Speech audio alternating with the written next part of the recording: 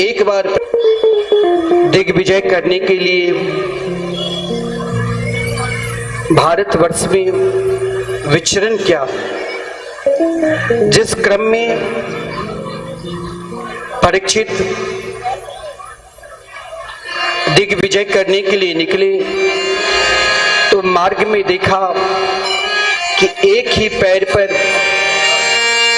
एक बैल और एक दुबली पतली गौ, जिनके पीछे पीछे एक व्यक्ति था जिसके हाथ में एक छड़ी और एक हाथ में तलवार।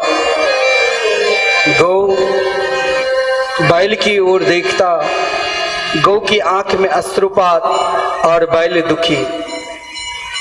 महाराज परीक्षित ने इन दृश्य को देखा कि मेरे राज्य में तो कोई दुखी है ही नहीं, फिर भी मेरे राज्य में ये गौ और बैल दुखी क्या। आप ध्यान देना कि बैल के रूप में कोई और नहीं, स्वयं धर्म ही बैल का रूप धारण किया था। सतयुग में धर्म के 4 पांव थे, सत्य, पवित्रता, दया, दान। त्रेता में 3, द्वापर में 2, कलयुग में 1 ही बचा सकता। लेकिन कलयुग नहीं चाहता था कोई सत्यनिष्ठ हो। धर्म, पृथ्वी और धर्म में संवाद है। धर्म ने पृथ्वी स्वरूपा जो गौरूप धारण की थी, बोले आप क्यों रोती हो? रोना कहाँ चाहिए, किस स्थान में चाहिए, यह हमें पृथ्वी धर्म से सीखना चाहिए। धर्म ने और पृथ्वी से जब पूछा तो ये दृश्य महाराज परीक्षित ने देखा। महाराज परीक्षित ने कहा आप दोनों को कौन कष्ट दिए है मेरे राज्य में, क्योंकि पीछे कलयुग उनको सता रहे थे। धर्म ने कहा कि हम जो देखिए समझदार है वो महाराज कष्ट अपने अंदर छुपा कर रखते हैं। धर्म ने कहा महाराज मैं किसके दोष दूं, अपना कर्म है। मीमांसक कहते हैं कष्ट के कारण अविद्या है। व्यवहारिक में भक्त लोग बोलते हैं कि कष्ट के कारण भगवान की इच्छा है। व्यवहारिक में हम बोलते हैं कष्ट के कारण कभी कभी अपना स्वभाव ही है। हम किसे कहे कि मुझे कौन दुख दे रहा है, कौन कष्ट दे रहा है, हे राजन आप स्वयं समझदार है। उसी समय महाराज परीक्षित ने कलयुग को देखा। कलयुग को देखकर महाराज परीक्षित ने कहा भाई मेरे राज्य में तुम इस प्रकार कष्ट दे रहे हो, अरे दुष्ट मैं अभी तुम्हें समाप्त कर देता हूं। कलयुग को मारने के लिए तैयार हुए। कलयुग ने कहा महाराज मेरे अंदर बहुत श्रेष्ठ गुण है। देखिए कलयुग में हम सहजता से किसी भी स्थिति में हम भगवान को प्राप्त कर सकते हैं। कलयुग ने कहा कि महाराज मेरे अंदर जो गुण है ना वो किसी युग में था ही ना, न सतयुग, न त्रेता, न द्वापर, केवल मेरे अंदर गुण है। और आप मुझे मारकर पश्चाताप करोगे, पछताओगे, क्योंकि मेरे अंदर गुण है।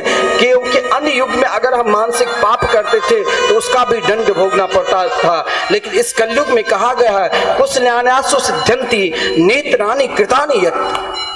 इस कलयुग में मानसिक पाप नहीं लगता है। अगर मानसिक पाप लगने लग जाए तो हर व्यक्ति पाप मानसिक कुछ ना कुछ करता है, लेकिन इस कलयुग में मानसिक पुण्य यदि हम करते हैं कि जैसे संजय जी अपने घर पर भागवत कथा करा रहे हैं, वैसे हमारी भी इच्छा है हम भी कथा कराएं, लेकिन मेरे पास उतना धन नहीं, उतना सामर्थ्य नहीं, फिर भी मन में इच्छा है। अगर आप मानसिक संकल्प किया तो जरूर एक दिन भागवत भगवान पुण्य करेंगे, क्योंकि इस कलयुग में मानसिक पुण्य को भी श्रेष्ठ कहा गया है।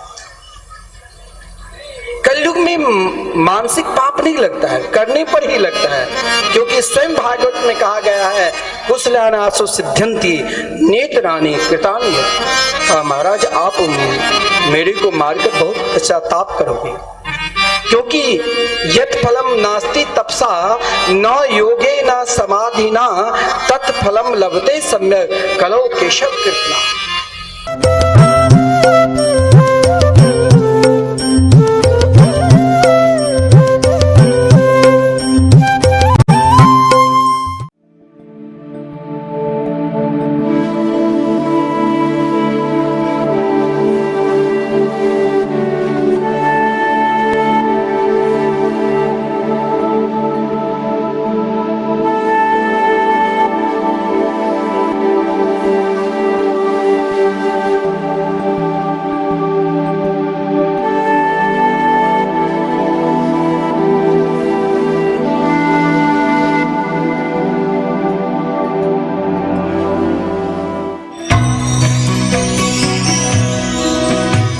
परम पावन श्री वृंदावन धाम की भूमि पर परम पूज्य सदगुरुदेव भगवान द्वाराचार्य जगत गुरु निम्बारकाचार्य श्री मुकुंद देवाचार्य पीठाधीश्वर श्री राधेश्याम शरण देवाचार्य जी महाराज के मार्गदर्शन में विश्व प्रसिद्ध भगवान श्री कृष्ण की नगरी श्री धाम वृंदावन परिक्रमा मार्ग मिथिला कुंज आश्रम में निरंतर 24 घंटे अखंड श्री युगल नाम महामंत्र संकीर्तन 30 वर्षों से चल रहा है और अखंड अहर्निश 24 घंटे सदा श्री धाम वृंदावन में मिथिला कुंज में चलता रहेगा।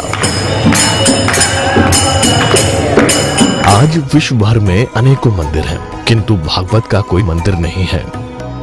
तब हमारे पूज्य गुरुदेव के भजन संकल्प से ये भाव जागा कि श्री धाम वृंदावन में एक अलौकिक भागवत मंदिर बने, जिसमें वृंदावन आने वाले सभी भक्तगण एक साथ संपूर्ण भागवत श्लोक का दर्शन कर सकें। सदगुरुदेव के इस भाव को साक्षात करने के लिए विश्व में प्रथम बार श्री धाम वृंदावन मिथिला कुंज आश्रम में श्रीमद् भागवत महापुराण के 18,000 श्लोक शिलालेख लिखित भव्य दिव्य श्रीमद् भागवत महापुराण मंदिर बनने जा रहा है। आप सब भी इस दिव्य भागवत मंदिर में अपना तन मन धन से सहयोग कर श्री धाम वृंदावन में अक्षय पुण्य प्राप्त करें। एक श्लोक शिलालेख की सेवा राशि मात्र 5100 रुपए है, जिसमें आपके नाम से एक श्लोक शिलालेख पर लिखा जाएगा।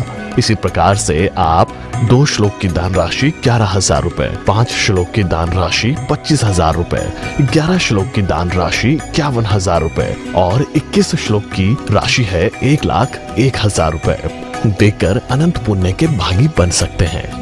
कहा गया है कलयुग केवल नाम आधारा। हम सब भी श्री धाम वृंदावन में अपने नाम से या अपने पूर्वजों के नाम से या घर में समस्त विघ्न बाधाओं को दूर करने के लिए श्री धाम वृंदावन में अखंड संकीर्तन कराने का अलौकिक पुण्य प्राप्त कर सकते हैं। साथ ही आपके द्वारा प्रदान किया गया सेवा राशि से हरि नाम संकीर्तन के साथ साथ संतों का भोजन एवं गौ माता के लिए गौग्रास समर्पित किया जाएगा। आप निम्न राशि प्रदान कर सदस्यता ग्रहण कर सकते हैं। एक दिन का संकीर्तन राशि मात्र 1500 रुपए, एक माह का संकीर्तन राशि मात्र 15,000 रुपए, 12 माह की संकीर्तन राशि मात्र 21,000 रुपए से आपके नाम से निरंतर अखंड श्री युगल नाम हरि नाम संकीर्तन के साथ साथ साल के 12 माह में 12 दिन 12 संतों का भोजन गौग्रास आदि सेवाएं आपके मरणोपरांत भी चलते रहेंगे। अतः आप एक छोटा सा संकल्प लेकर हमसे जुड़ सकते हैं और श्री धाम वृंदावन मिथिला कुंज आश्रम में आप आजीवन सदस्य रहेंगे। आप वृंदावन में जब भी आएंगे तो आपके रहने की निशुल्क व्यवस्था रहेगी। Account number 15850501309। अकाउंट होल्डर नाम Mithila Kunj trust, RTGS, NEFT, IFSC code ICIC 00011017, branch Vrindavan. Mobile number 9410810861। UPI Mithila Kunj trust @ICICI। ये संस्था 80G के अंतर्गत कर मुक्त है, जिसके द्वारा आप अपने दान पर टैक्स की छूट प्राप्त कर सकते हैं। आपके दान राशि की रसीद आपको बाय पोस्ट संस्था द्वारा भेजी जाएगी। साथ में आपको संस्था का प्रमाण पत्र भी दिया जाएगा। आइए हम सब मिलकर इस दिव्य भागवत मंदिर में अपना तन मन धन से सहयोग कर श्री धाम वृंदावन में एक अलौकिक भागवत श्लोक मंदिर का निर्माण करें। अधिक जानकारी के लिए संपर्क करें और मिथिला कुंज आश्रम से जुड़ने के लिए फेसबुक, यूट्यूब और इंस्टाग्राम मिथिला कुंज ऑफिशियल पेज को फॉलो करें।